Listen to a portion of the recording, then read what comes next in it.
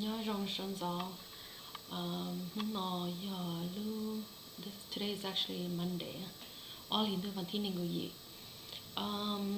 we're gonna talk about a little bit on Ethereum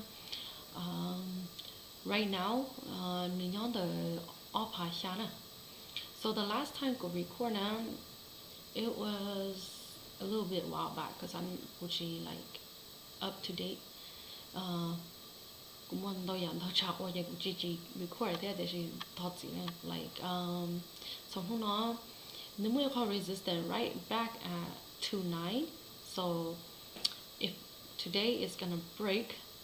and hopefully it does so we can go back to the uptrend thọ tư cho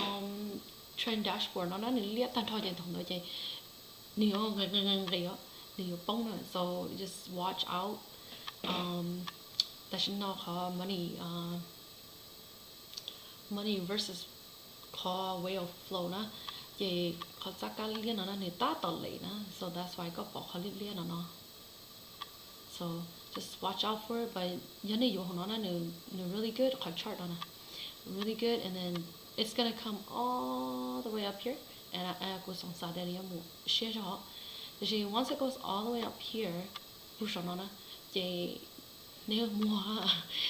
thì chỉ mua chạy mình bông ngõ và tây trong nó lon tây kia là nó thế á số này tôi sai trong ấy cho nên bỏ nên lề cái này là vả sợ và họ chart nó thì cái như bỏ tiền cái tôi kind of be careful cái tôi sai lúc nào mà cũng sống xa đây nhiều bài thâu lo đâu nữa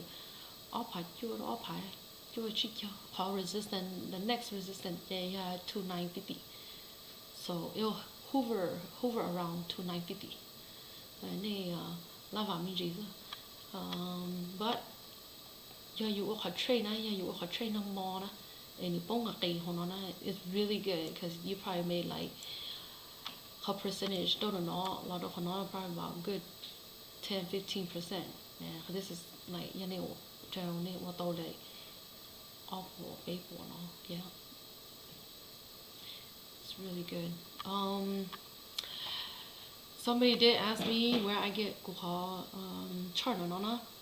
kuha chart nó is go get it from TradingView na có một hồ TradingView and type in Ethereum USD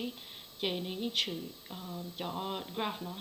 but yeah có chỉ bao mỗi là cũng mà try to like show on my next video. But if you guys have questions, feel free to text, or I mean, feel free to respond. So, you know,